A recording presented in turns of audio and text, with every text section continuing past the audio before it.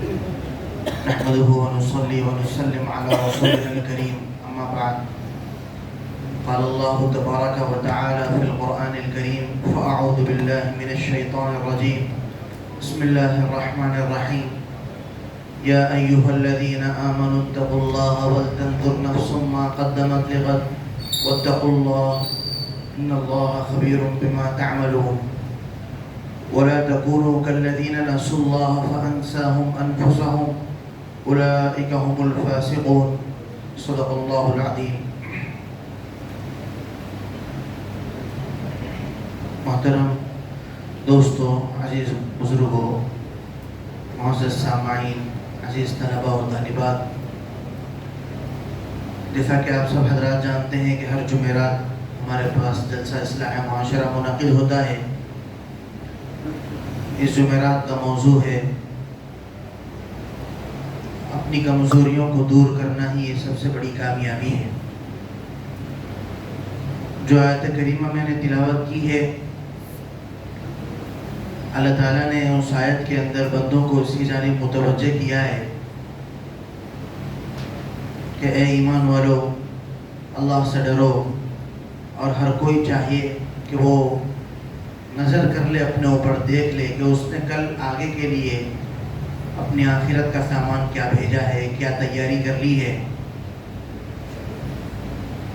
اللہ سے ڈرو، اللہ تعالیٰ تمہارے اعمال سے باخبر ہے. ان لوگوں کی طرح نہ ہو جاؤ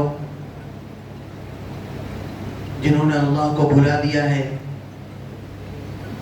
اللہ تعالیٰ نے بھی پھر ان کو بھلا دیا. تو اس واسطے اس سال 30ویں سال کے اختتام کا بھی وقت ہے، تو اس موقع سے ہم پورے سال کا احتساب اور جائزہ لیں کہ ہم نے اس کے اندر کیا کھویا ہے اور کیا پایا ہے، اور اگلے سال کے لیے عزائم کریں، اس کے لیے اپنا نظام الاوقات مرتب کریں کہ بھائی مجھے آنے والا جو سال ہے، آنے والا جو وقت ہے، اس کے اندر مجھے اس وقت کو کیسے گزارنا ہے. اپنی کمزوریوں پر نظر ہو، یہی اصل کامیابی ہے. حضرت عمر رضی اللہ تعالیٰ عنہ فرمایا کرتے تھے کہ اسلام نام ہی ہے خوبیوں کے لین دین کا. اسلام نام ہی ہے خوبیوں کے لین دین کا. ہم خوبیوں کا، دوسروں کے اندر کیا خوبیاں ہیں، اس کو دیکھ کر اپنے اندر پیدا کرنے کی کوشش کریں. اس حوالے سے مجھے یاد آیا علامہ دمیری کی حیات الحیوان میں ایک واقعہ لکھا انہوں نے کہ ڈھونڈنے والوں کو تو خنزیر کے اندر بھی خوبی مل گئی. پھر پوچھا علامہ دمیری نے کہ کیا خوبی ہے، تو اس میں لکھا ہے کہ وہ اپنی غذا کی تلاش کے لیے صبح سویرے اٹھ جاتا ہے. تو اس کے لیے میرے دوستو عزیزوں، اپنے اندر کیا خامیاں ہیں ہم ان کو دور کریں، پہچانیں، اور دوسروں کے اندر کیا خوبیاں ہیں دیکھ کر اس خوبیوں کو اپنے اندر پیدا کرنے کی کوشش کریں. مولانا الیاس صاحب رحمۃ اللہ علیہ کے ملفوظات میں بھی یہ بات ملتی ہے. مولانا نے فرمایا کہ میں نے جو کام شروع کیا ہے اس کا مقصد بھی یہی تھا کہ انسان کی اور ساری انسانیت کی اصلاح ہو. اور پھر پوچھا کہ اصلاح کیسے ہوگی، تو ان کے ملفوظات میں لکھا ہے کہ اصلاح ایسی ہوگی کہ انسان دوسروں کے اندر کیا خوبیاں ہیں دیکھ کر اس کو اپنے اندر پیدا کرنے کی کوشش کرے، اور اپنے اندر کیا خامیاں ہیں ان کو دیکھ کر دور کرنے کی کوشش کرے. میرے دوستو عزیزوں بزرگوں، اس موقع پر اس موضوع کے اوپر ہمارے استاذ الاساتذہ اس جمعرات کو ہمارے مہمان خصوصی ہیں حضرت مولانا کبیر الدین صاحب قاسمی دامت برکاتہم، جو حضرت طویل عرصے سے ادارہ اشرف العلوم کے اندر خدمات انجام دے رہے ہیں. یہاں پر جو بہت سے اساتذہ اکرام ہیں ان کے بھی استاذ ہیں، اور بہت طویل عرصے سے حضرت کی خدمات ہیں. ہم نے بھی حضرت سے استفادہ فرمایا ہے. انشاءاللہ اس موضوع پر حضرت اپنا بصیرت افروز خطاب پیش فرمائیں گے. قبل اس کے کہ اس مجلس کا آغاز ہو، میں تلاوت کلام اللہ سے اس کا آغاز کرنے کے لیے جامعہ کے استاذ حافظ عبدالرحمن صاحب کو میں دعوت دیتا ہوں کہ وہ تلاوت کلام اللہ سے اس مجلس کا آغاز فرمائیں. عبید الرحمن صاحب سے میں گزارش کرتا ہوں.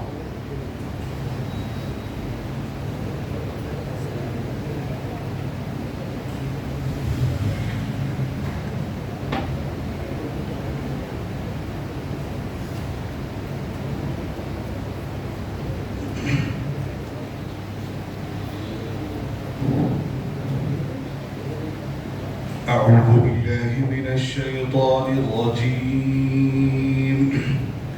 بسم الله الرحمن الرحيم.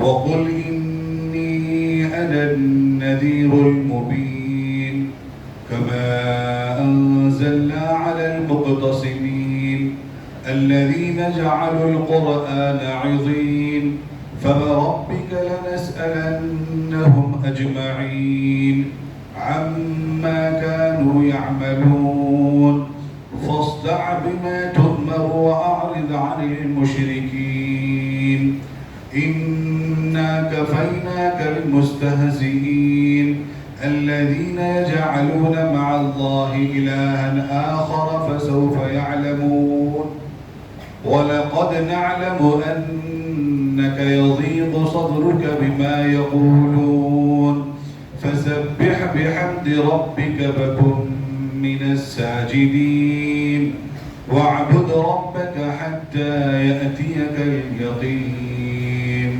صدق الله العظيم.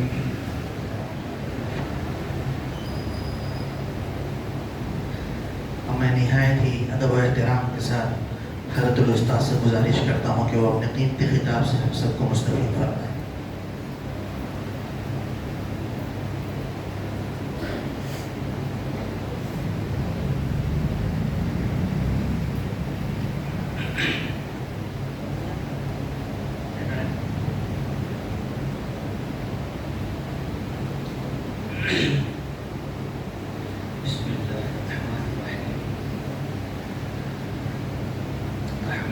ونستعينه ونستغفره ونؤمن به ونتوكل عليه ونعوذ بالله من شرور أنفسنا ومن سيئات أعمالنا ومن يهده الله فلا مضل له ومن يضلله فلا هادي له ونشهد أن لا إله إلا الله وحده لا شريك له ونشهد أن سيدنا وسندنا وسنننا ومولانا محمدا عبده ورسوله أما بعد فأعوذ بالله من الشيطان الرجيم بسم الله الرحمن الرحيم ونفس وما سواها فألهمها فجورها وتقواها قد أفلح من زكاها وقد خاب من دساها. فقال النبي صلى الله عليه وسلم الكيس من دان نفسه وعمل لما بعد الموت والعاجز من أتبع نفسه هواه وتمنى على الله أو كما قال عليه الصلاة والسلام. صدق الله العظيم وصدق رسوله النبي الكريم ونحن على ذلك من الشاهدين والشاكرين والحمد لله رب العالمين. گرامی قدر اساتذہ کرام اور عزیز طلبہ و طالبات، آج کی اس مجلس اور نشست کا موضوع آپ سن چکے ہیں کہ ہم اپنے کمزوریوں کو دور کیسے کریں.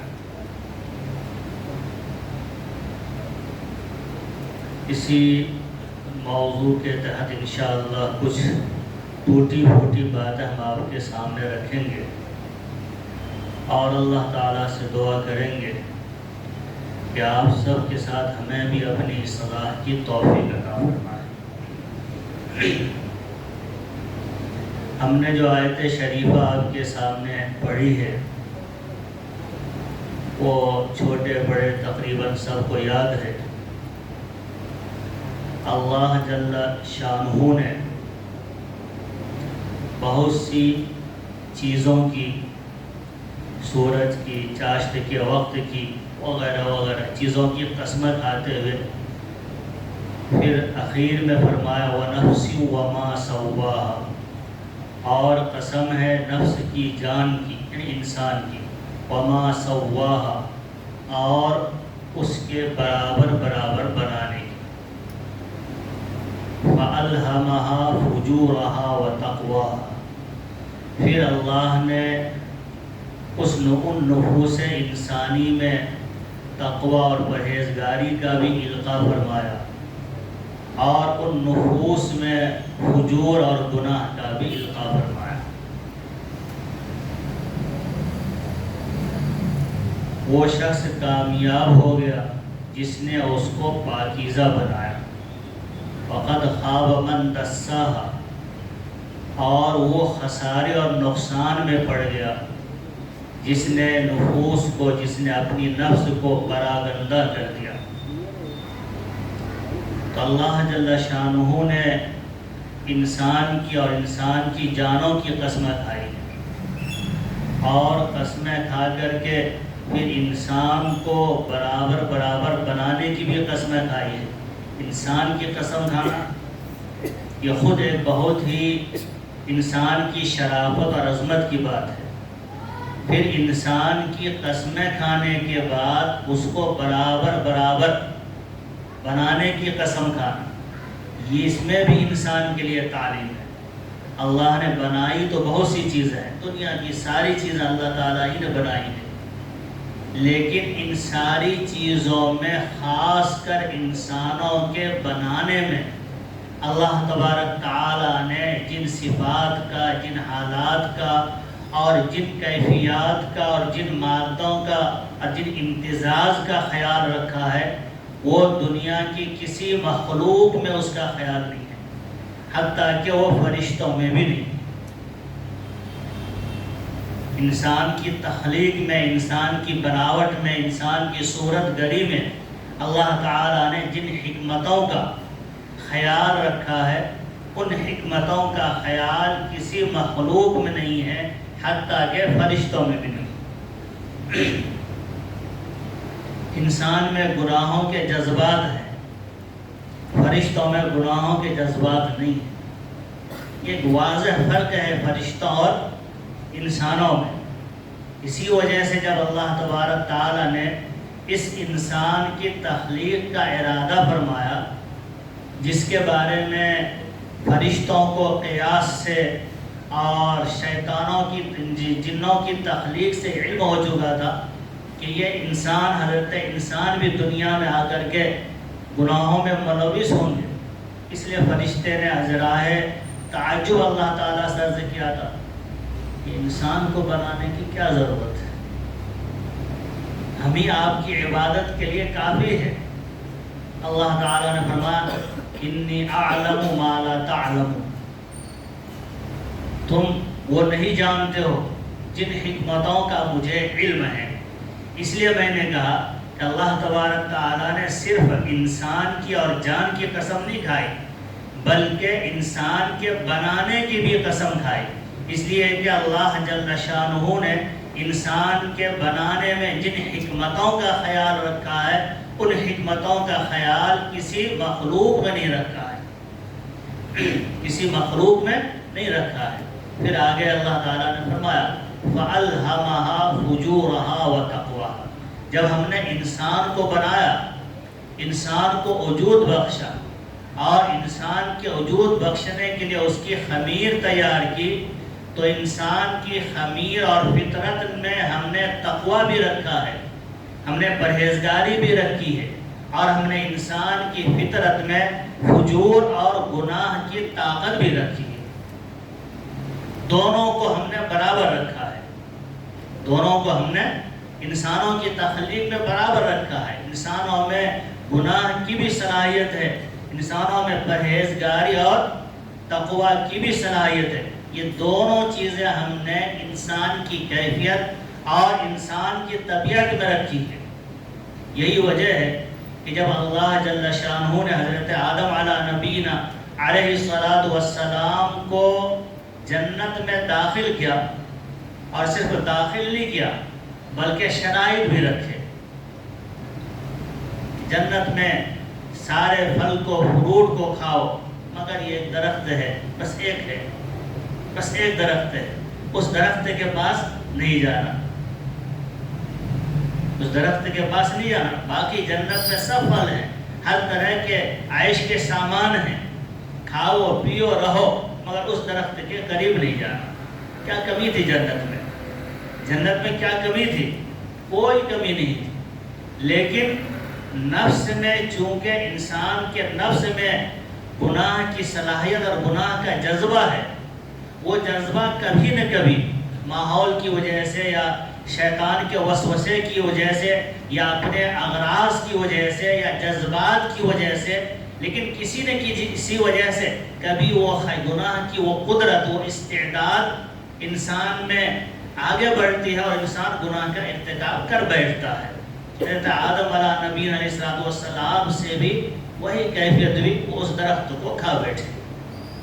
یہ اس بات کی دلیل ہے کہ جنت جیسے مقام پر، جو جنت ہے اس مقام میں بھی انسان کی طبیعت اور سرشت میں جو ایک خمیر اللہ تعالیٰ نے رکھی ہے فجور کی، وہ خمیر اس جذبات میں آ کر کے غالب آ گئی اور ایک کام جو نہیں کرنا چاہیے وہ کر بیٹھے. تو یہ ہے انسان کی کیفیت میں، انسان کی خمیر میں. ہاں البتہ یہاں ایک ذہن صاف کر دینا ضروری ہے کہ ہیں تو سب انسانی، چاہے وہ انبیاء ہوں، چاہے وہ اولیاء ہوں، چاہے وہ غیر اولیاء ہوں، سب ہیں انسان. لیکن اللہ جل شانہ نے انبیاء علیہ السلام کو خاص اپنے فضل سے گناہوں سے معصوم اور محفوظ رکھا ہے. ایسا نہیں کہ ان کی طبیعت میں گناہ نہیں ہے، ورنہ تو پھر وہ فرشتے ہو جائیں گے، نیک اور برے اعمال کا کوئی مطلب ہی نہیں رہ جائے گا. انبیاء علیہ السلام میں بھی وہ جذبات القائے فجور ہوتا ہے، لیکن اللہ اپنے خاص فضل کی وجہ سے انبیاء علیہ السلام کو معصوم رکھتے ہیں، گناہوں سے بچا کر کے رکھتے ہیں. عصمت کہتے ہی ہے بچانے کو، یاد رکھیے گا، عصمت کہتے ہی ہے بچانے کو، اور بچانے کی ضرورت کب پڑتی ہے؟ جب صلاحیت ہو. نابینا اگر ہے تو اس کو ہم کیوں کہیں کہ مت دیکھو؟ اگر بینا آدمی ہے، اس میں دیکھنے کی صلاحیت ہے، اسے کہا جائے گا مت دیکھو. تو انبیاء علیہ السلام کو اللہ تعالیٰ نے گناہوں سے اور معصیت سے معصوم رکھا ہے، یعنی بچا کر کے رکھا ہے. اور وہ جو طبیعت ہے، انسانی طبیعت جس میں تقوی اور فجور دونوں کی صلاحیت ہے، دونوں کی استعداد ہے، وہ استعداد بحیثیت انسان سب میں برابر ہے. اس فرق کو میں نے اس لیے بتا دیا کہ آپ حضرات کہیں تفہیم القرآن اور دیگر تفسیریں پڑھ کر کے کہیں آپ شبہات میں نہ پڑ جائیں. اس کے بعد اللہ تبارک تعالیٰ نے فرمایا کہ ہم نے رکھی تو دونوں چیزیں ہیں تم نے، فجور اور تقوی دونوں کی صلاحیت ہے. لیکن جو شخص تزکیہ کرے گا، قد افلح من زکاہا، جو اپنے نفس کو پاکیزہ بنائے گا، جو اپنے نفس کو گناہوں سے پاک رکھے گا، جو اپنے نفس کو گناہ میں گرنے نہیں دے گا، وہ شخص جو ہے کامیاب ہے.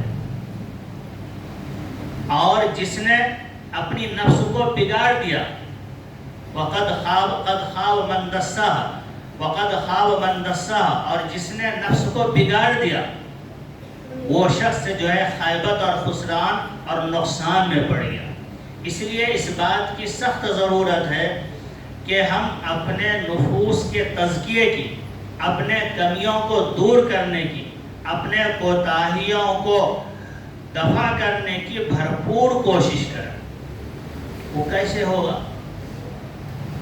وہ کیسے ہوگا؟ تو اس کی تو بڑی شدید ضرورت ہے. اس کے لیے بڑی سخت کوشش اور محنت کی ضرورت ہے. معمولی محنت کی نہیں، بہت زیادہ محنت کی ضرورت ہے. بہت زیادہ محنت کی ضرورت ہے. ہر قدم پر جو اپنے نفس کی اور اپنے آپ کی حفاظت کی ضرورت ہے، ہر قدم پہ. یہی وجہ ہے کہ رسول اکرم صلی اللہ علیہ وسلم نے جہاد سے بڑھ کر کے اپنے نفس کو پاکیزہ رکھنے کو بڑا جہاد قرار دیا. حضرت صحابی کا نام اس کو ذہن سے نکل گیا، اگر آئے گا میں بتا دوں گا. ہاں، حضرت فضالہ ابن عبید رضی اللہ عنہ، حضرت فضالہ ابن عبید رضی اللہ عنہ راوی ہیں، وہ کہتے ہیں کہ ایک سریہ کو آپ صلی اللہ علیہ وسلم نے روانہ فرمایا تھا. سریہ کہتے ہیں اس جنگ کو جس میں آپ صلی اللہ علیہ وسلم نے شرکت نہیں کی. تو آپ صلی اللہ علیہ وسلم نے ایک سریہ کو روانہ فرمایا. وہ سریہ جب واپس آ گئے تو آپ صلی اللہ علیہ وسلم نے اس موقع پر مختصر سی بات عرض فرمائی، مرحبا بہم قضوا الجہاد الاصغر وبقی علیہم الجہاد الاکبر. ان لوگوں کو مبارک ہو، مرحبا بہم، ان لوگوں کو مبارک ہو جو سریہ میں جنگ میں گئے تھے. قضوا الجہاد الاصغر، انہوں نے چھوٹے جہاد کو مکمل کر لیا، پورا کر لیا. تو جنگ کو، میدان جنگ میں قتال کو، جہاں انسان مارتا بھی ہے اور مارا بھی جاتا ہے، اپنی جان ہتھیلی پر لے کر کے میدان جنگ میں اترتا ہے، اس جنگ کو جہاں انسان کو اپنی گردن کٹانی پڑتی ہے، آپ نے فرمایا قضوا الجہاد الاصغر، اس نے چھوٹے جہاد کو پورا کیا. وبقی علیہم الجہاد الاکبر، اور ان لوگوں پر جہاد اکبر باقی ہے، بڑا جہاد باقی ہے. قیل یا رسول قیل وما الجہاد الاکبر یا رسول اللہ، صحابہ نے عرض کیا اے اللہ کے رسول صلی اللہ علیہ وسلم، یہ جہاد اکبر کیا چیز ہے؟ اب تک تو ہم جہادی سنتے تھے، لیکن آج ہم نے دو قسمیں سن لی، ایک جہاد اصغر اور ایک جہاد اکبر. تو جہاد اصغر تو ہم سمجھ گئے، اس لیے کہ آپ سریہ سے، جنگ سے لوٹنے والوں کو مبارکبادی پیش کر رہے ہیں. جہاد اصغر تو جنگ ہے، لیکن یہ جہاد اکبر کیا ہے؟ رسول اللہ صلی اللہ علیہ وسلم نے فرمایا جہاد النفس. جہاد النفس، نفس کی جہاد اور نفس کی محنتیں، نفس کو گناہوں سے روکنے کی کوششیں، نفس کو خواہشات کی آلائشوں اور گندگیوں سے پاک رکھنے کی محنتیں، یہ جہاد اکبر ہے، یہ جہاد اکبر ہے. اس لیے رسول اللہ صلی اللہ علیہ وسلم نے ایک اور حدیث میں فرمایا اعدا عدوک ما بین جنبیک، اعدا عدوک ما بین جنبیک، تمہارا سب سے بڑا دشمن وہ نہیں ہے جو کفر میں مبتلا ہے، تمہارا سب سے بڑا دشمن وہ نہیں جو کفر میں مبتلا ہے، تمہارا سب سے بڑا دشمن وہ ہے جو تمہارے دو پہلو کے درمیان ہے.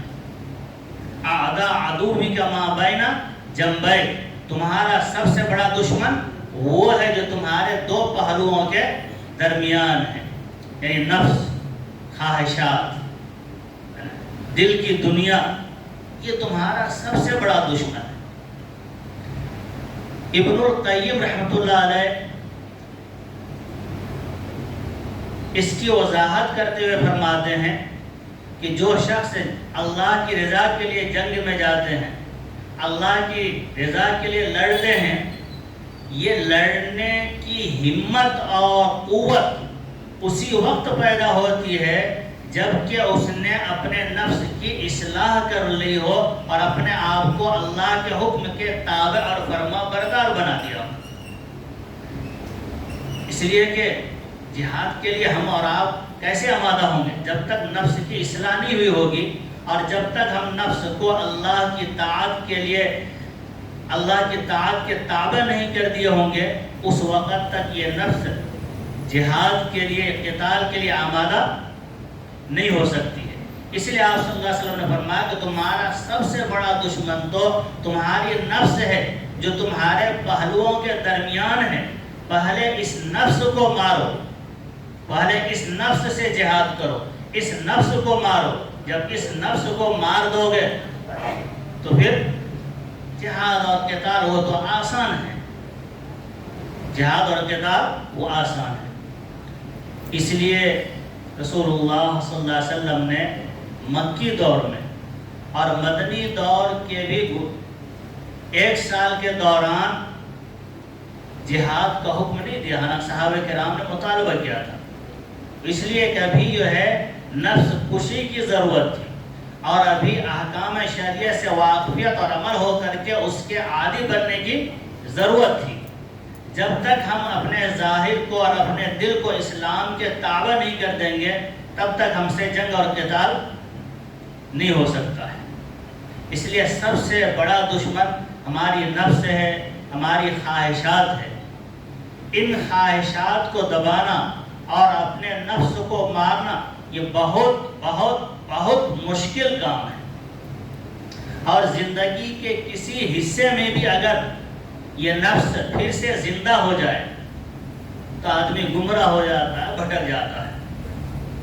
آپ حضرات بہت سے واقعات سنتے ہوں گے اور نظروں سے بھی جو گزری ہوں گی کہ نفس ہی انسان کو جو ہے گناہوں پر آمادہ کر کے اس کو عود ثریا سے، بلند مقام سے نیچے گرا دیتی ہے، بلند مقام سے نیچے گرا دیتی ہے۔ اس لیے پہلے نفس کی اصلاح ہو تو اعمال خود بخود پھر جو ہے نیک اعمال ہونے لگیں گے۔ اس لیے رسول اللہ صلی اللہ علیہ وسلم نے نفس کی اصلاح پر کافی زور دیا ہے، اور زور ہی نہیں بلکہ اصلاح نفس اور اپنی کمزوریوں کو دور کرنا یہ بعثت نبوت کے مقاصد میں سے ہے۔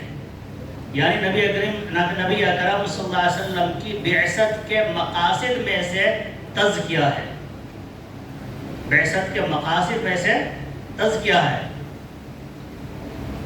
یتلو علیہم آیاتہ ویزکیہم، وہ نبی جس کو اللہ تعالیٰ نے تمہیں میں سے منتخب کر کے تمہارے اندر بھیجا ہے، اس نبی کا کام تم پر قرآن کریم کی تلاوت کرنا ہے اور تمہارا تزکیہ کرنا ہے۔ یہ تزکیہ کیا ہے؟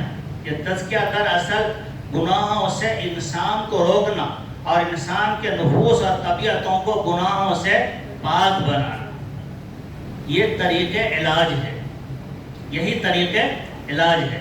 یتلو علیہم آیاتہ ویزکیہم ویعلمہم الکتاب والحکمہ،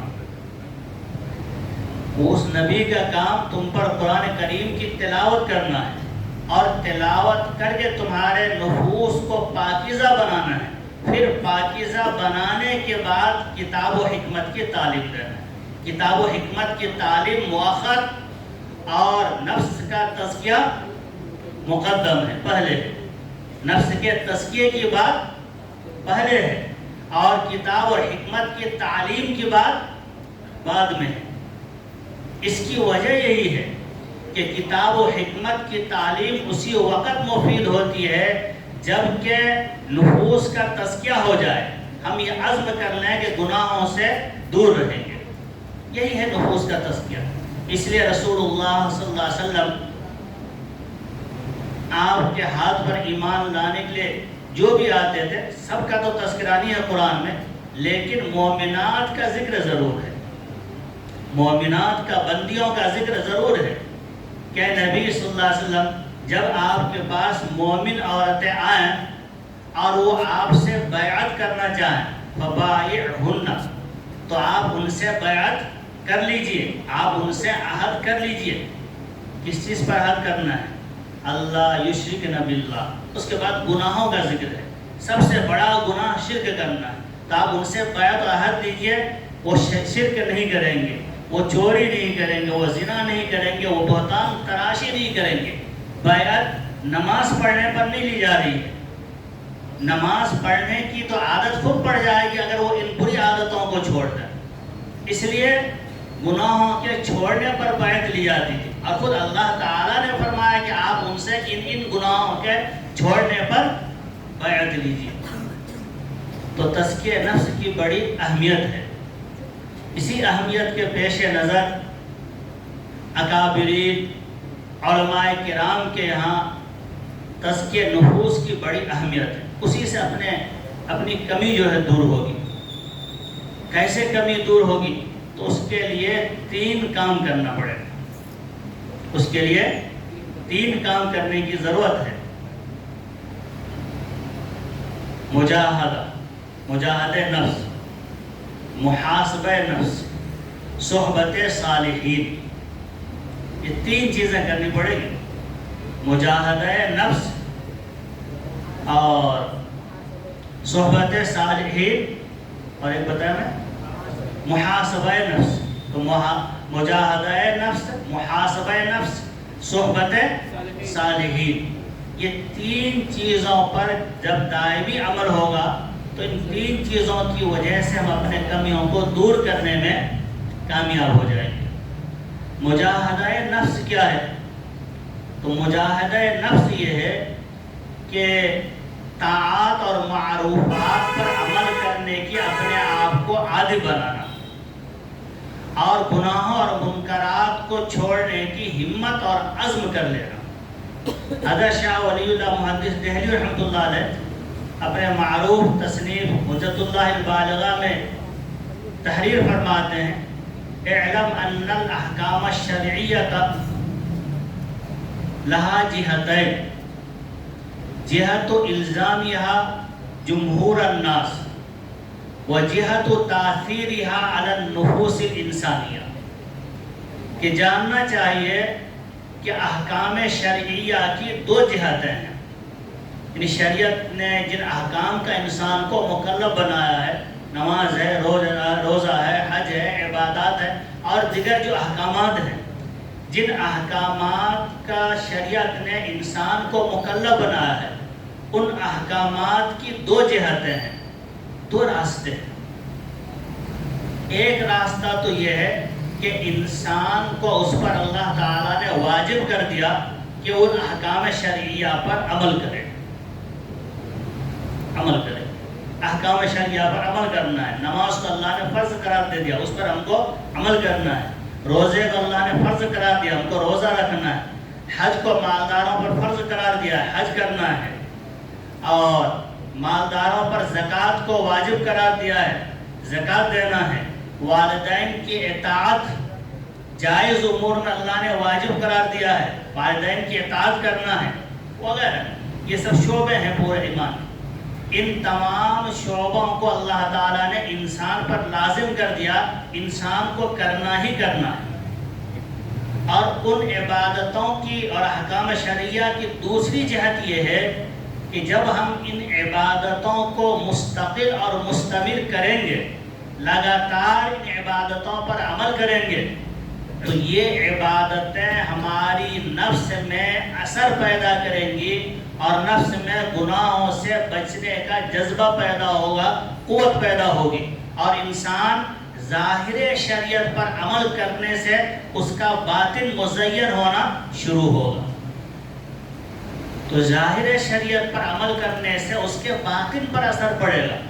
تو ہم کو مجاہد نفس میں پہلے ظاہر شریعت پر عمل کرنا ہے، یعنی شریعت کے ظاہر احکام ان پر عمل کرنا. جب وہ عمل کریں گے تو اسی عمل کی وجہ سے ہمارے نفوس پر اثر پیدا ہوگا اور نفوس گناہوں سے بچنے کو آہستہ آہستہ چھوڑنا شروع کرے گی. امام اہل سنت مولانا عبدالشکور صاحب رحمۃ اللہ علیہ، ان کے پاس ایک شرابی آیا. ان کو حضرت نے سمجھایا. ہم مولوی لوگ کیا کرتے ہیں؟ سمجھاتے ہیں، عمل کی ترغیب دیتے ہیں، دعوت دیتے ہیں. ہم مولویوں کے پاس ڈنڈے تو نہیں ہوتے، پولیس کی طرح ڈنڈے مار کر کے عمل کرائیں. ہم لوگ سمجھاتے ہیں، بتاتے ہیں، یہی ہمارا طریقہ ہے. حضرت نے سمجھایا کہ بھائی نماز پڑھا کرو. کہ حضرت ہم سب کام کریں گے جو آپ بولیں گے، مگر آپ مجھ کو شراب چھوڑنے کے لیے مت کہیے.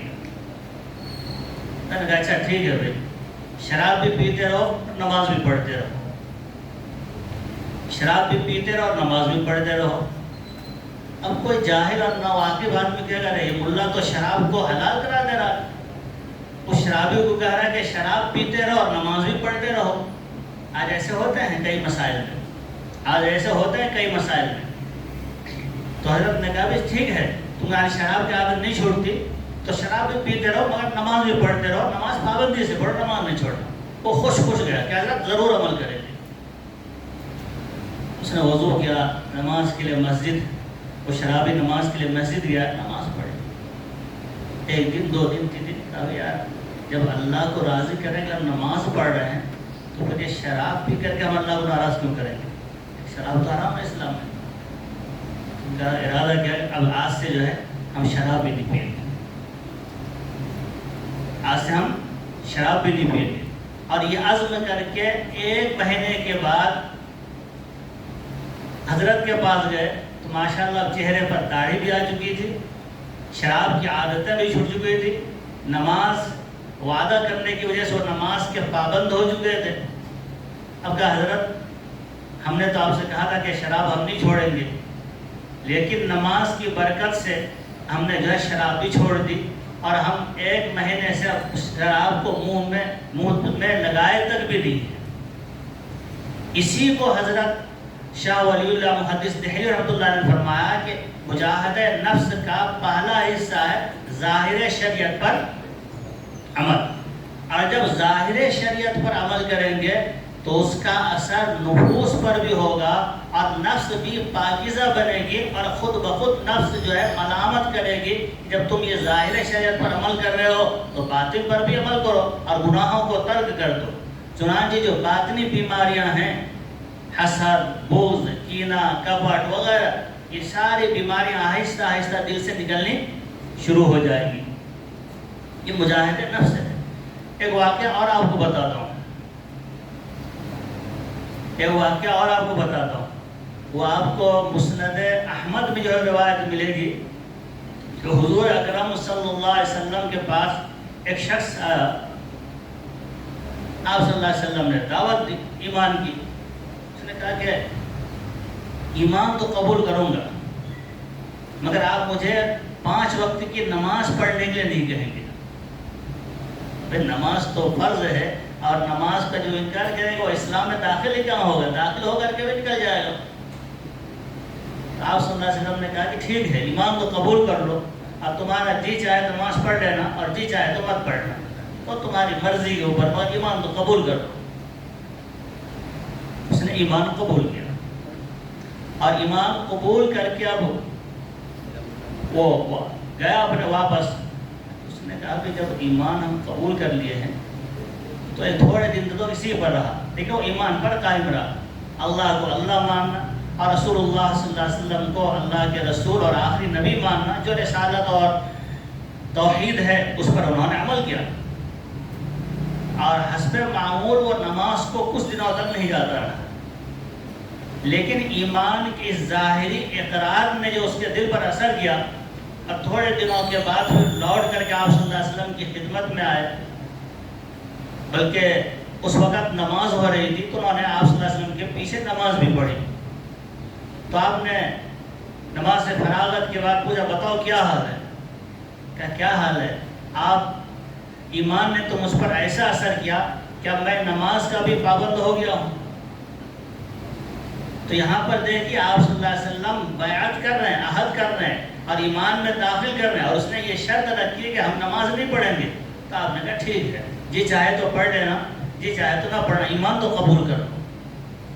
تو بعض مرتبہ اصلاح نفوس کے لیے طریقے بھی اختیار کرنے پڑتے. بارہ میں تو صرف یہ کہہ رہا تھا کہ مجاہدہ نفس کا پہلی سیڑھی ہے ظاہر شریعت پر عمل کرنا، اور اسی ظاہر شریعت پر عمل کرنے کی وجہ سے نفوس میں تاثیر ہوگی اور گناہوں کے چھوڑنے کی عادت اور کیفیت پیدا ہوگی. آج نہیں ہوگی، کل ہوگی، کل نہیں ہوگی، پرسوں ہوگی، لیکن انشاءاللہ ظاہر شریعت پر عمل کا یہ فائدہ ضرور ہوتا ہے.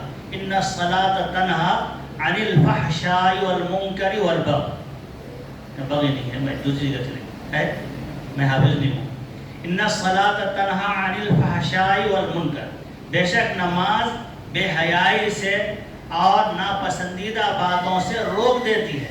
تو یہاں بھی اللہ تعالیٰ نے یہ فرمایا ہے کہ نماز جو ظاہر شریعت ہے، ظاہری عمل ہے، اور جب ہم ظاہری عمل کر لیں گے، رکوع سجدہ کر لیں گے، تو کسی بھی مفتی سے آپ پوچھئے کہ نماز ہوئی، وہ کہ ہاں بھائی آپ کی نماز تو ہو گئی. حالانکہ نماز کے لیے خشوع و خضوع ضروری ہے، اور خشوع و خضوع نہیں ہے مگر وہ اللہ کے پاس ہے. ہم مفتی تو یہ فتویٰ دیں کہ نماز ہو گئی. تو قرآن کہہ رہا ہے کہ ان الصلاۃ تنہی عن الفحشاء، کہ بے شک نماز بے حیائیوں سے اور ناپسندیدہ کاموں سے روکتی ہے. نماز ظاہر اعمال ہے، ظاہر شریعت پر عمل کرنے سے باطن پر اثر پڑتا ہے. دوسری چیز ہے محاسبہ نفس. جس کو ہمارے مولانا ہارون رشید صاحب نے بھی تمہید میں جو بات بتائی، محاسبہ نفس یعنی اپنے نفس کا حساب کرنا بھائی بہت ضروری ہے۔ آپ کسی بھی دکاندار سے پوچھ لو، کسی بھی دکاندار سے، چھوٹا ہو بڑا ہو، تاجر چھوٹا ہو بڑا ہو، اب اس تاجر سے پوچھئے کہ بھئی آپ دکان کا حساب رکھتے ہیں کیا؟ کہہ رہے کیا بات کر رہے ہیں بھائی، حساب نہیں رکھیں گے کیسے پتا چلے گا نفع اور نقصان کا؟ تو بھئی چھوٹا تاجر ہو یا چھوٹا دکاندار ہو، وہ بھی اپنی دکان کا حساب رکھتا ہے، تو ہمیں بھی تو اپنے اعمال کا حساب رکھنا چاہیے۔ جیسے اس دکاندار کو حساب کرنے کا فائدہ یہ ہوتا ہے کہ اسے معلوم ہوتا ہے کہ کتنا ہم نے کمایا اور کتنا ہم نے گنوایا، نفع کتنا ہوا، نقصان کتنا ہوا۔ اگر نفع ہوتا ہے خوش ہوتا ہے، اگر نقصان ہوتا ہے تو نقصان کی وجہ معلوم کر کے اس کو دور کرنے کی کوشش کرتا ہے۔ تو ایسے ہی محاسبہ نفس ہمارے لیے اس لیے ضروری ہے کہ جب ہم یومیہ محاسبہ نفس کریں گے تو ہمارے گناہ بھی ہیں، ہمارے نیکیاں بھی ہیں، لیکن اس محاسبہ نفس کا فائدہ یہ ہوگا کہ جب ہم کو دن بھر کے معمولات میں اپنے گناہوں کا علم ہوگا تو دل میں ایمان کا نور ہے، وہ ظلمت کو آنے نہیں دیتا ہے۔ دل میں ایمان کا نور ہے، وہ ظلمت کو آنے نہیں دیتا، لہٰذا وہ ایمان کا نور کہے گا بھائی نقصان ہوا، اس کے بچنے کی کوشش کرو، بچنے کی کوشش کریں گے۔ پھر خواہشات کی وجہ سے، جذبات کی وجہ سے، شیطان کے بہکاوے کی وجہ سے پھر گناہ ہو جائے گا۔ جیسے کہ انسان کے خمیر میں گناہ کا مزاج ہے، گناہ کی کیفیت ہے، پھر گناہ ہو جائے گا۔ تو اللہ تعالیٰ نے فرمایا کہ اس سے مت گھبراؤ کہ بار بار گناہ ہو رہا ہے، ہو جانے دو، لیکن گناہ سے بچنے کی کوشش کرو۔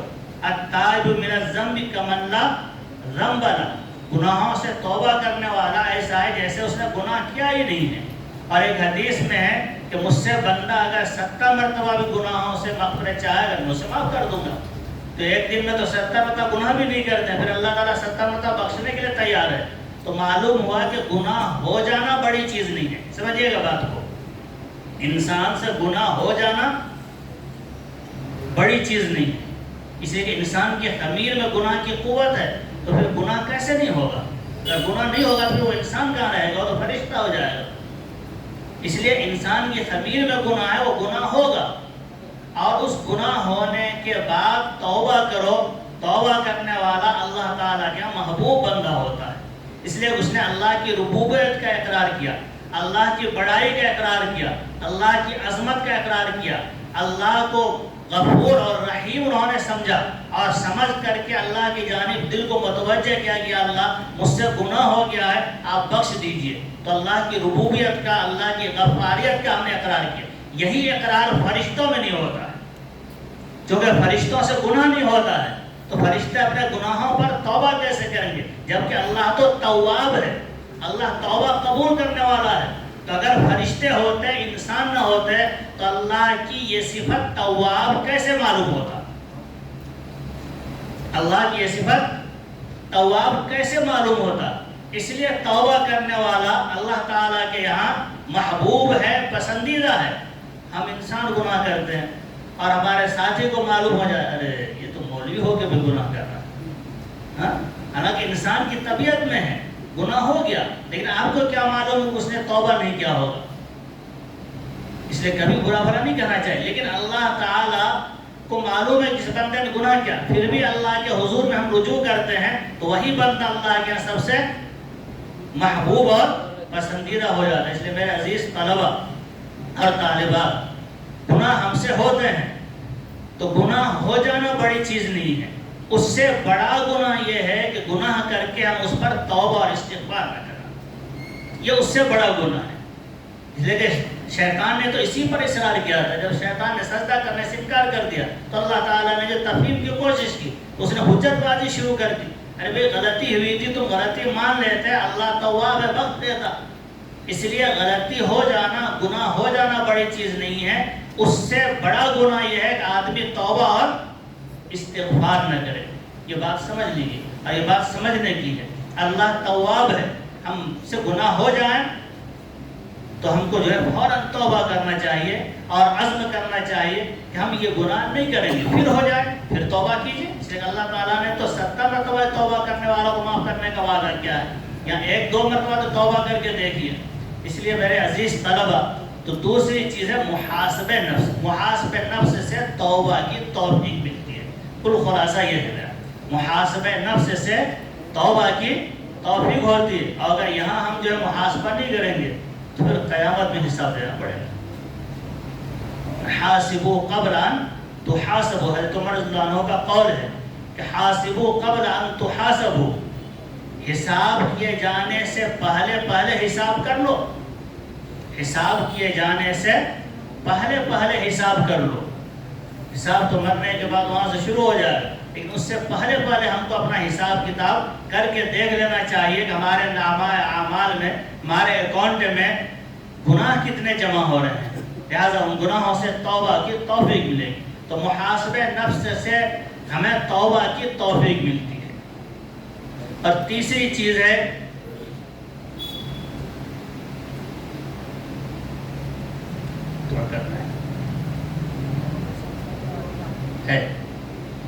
تیسری چیز ہے صحبت صالحین، نیک لوگوں کی صحبت. اچھے لوگوں کے ساتھ اٹھنا بیٹھنا، اچھے لوگوں کے ساتھ رہنا سہنا، اچھے لوگوں کی مجلسوں میں بیٹھنا، اچھے لوگوں سے دوستی اختیار کرنا.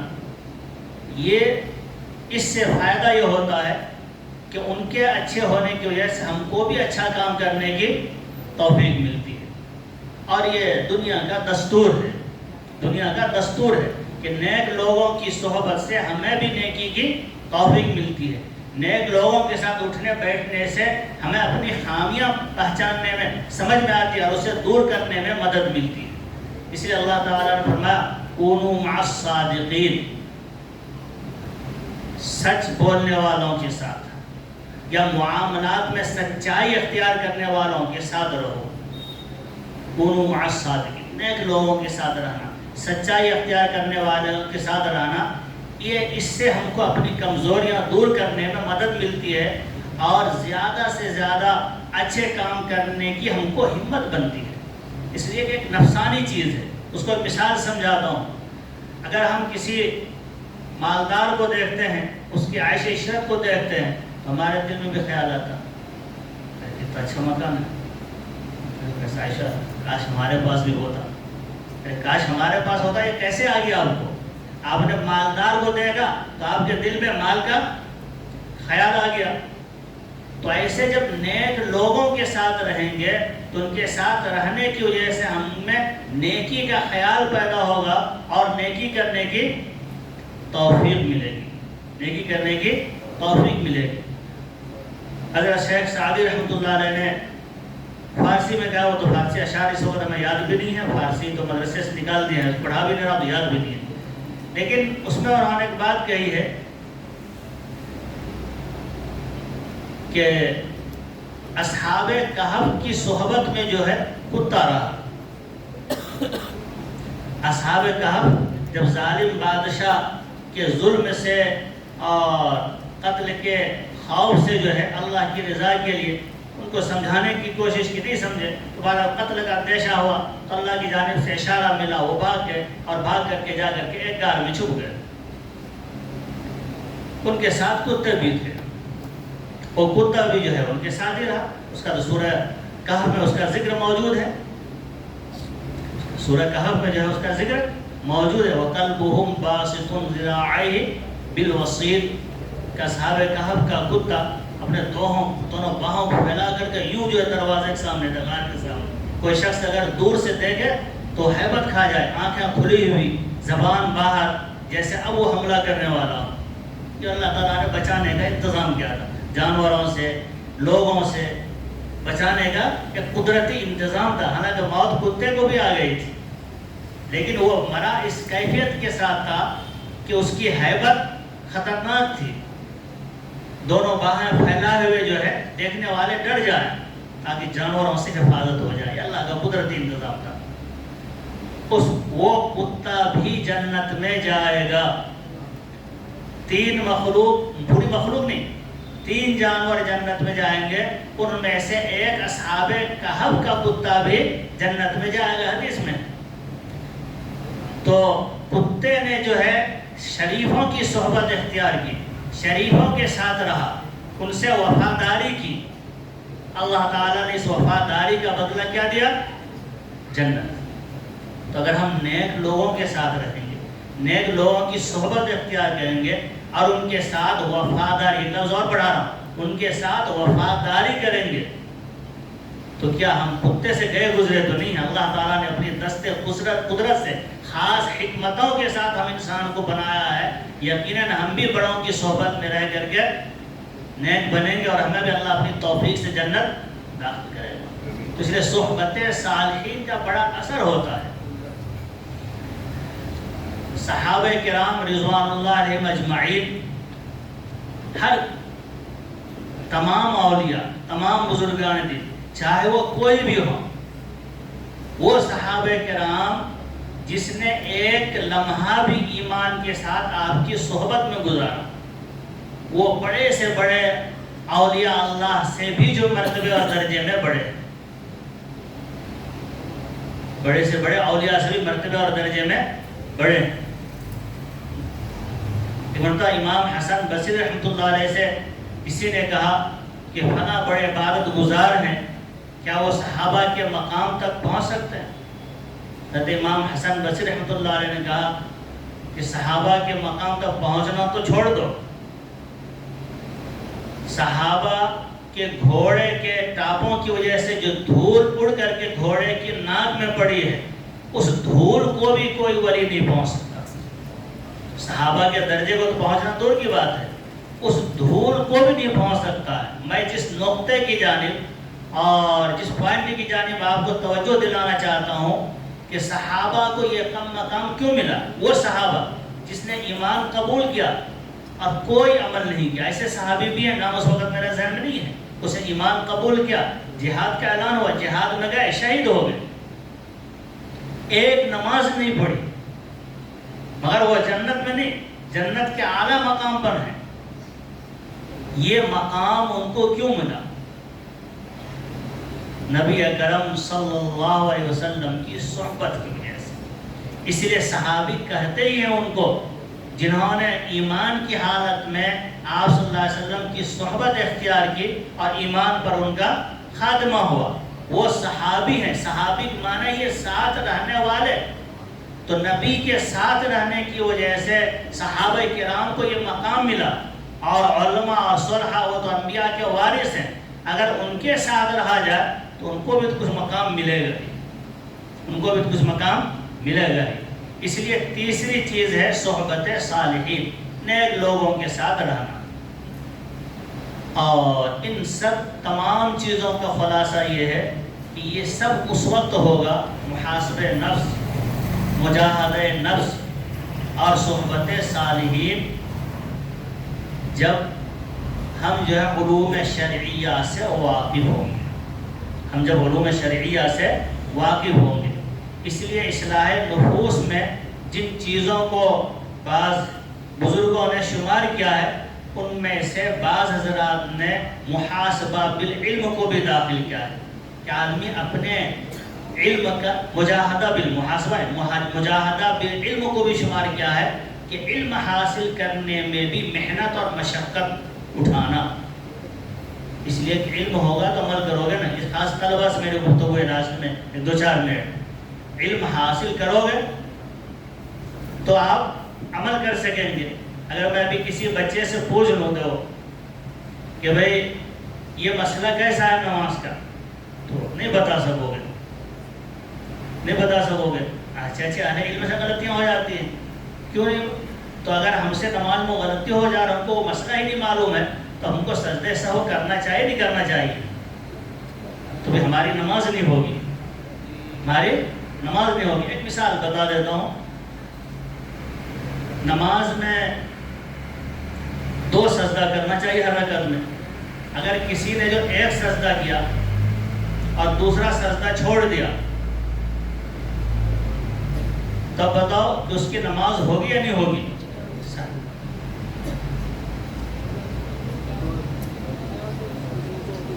نہیں ہوگی. اور نور الجزا اگر پڑھے ہو تو وہاں تو عبارت ہے وَإِتْيَانُ السَّجْدَةِ الثَّانِيَةِ بَعْدَ الْأُولَى، اور دوسرے سجدے کو پہلے سجدے کے بعد ادا کرنا، یہ واجبات میں شمار کیے ہیں. یہ سمجھنے کی ضرورت ہے. میں بتا رہا ہوں یہ علم ہوگا تو ہم یہ مسئلہ سمجھ سکیں گے. ایک ہے نماز کا 2 سجدہ، ایک ہے دوسرے سجدے کو پہلے سجدے سے متصل ادا کرنا. اب دونوں مثال سمجھاتا ہوں. نماز میں 2 سجدے کرنا تھا، اس نے ایک سجدہ کیا، بھول گیا اور سلام پھیر دیا، نماز نہیں ہوگی.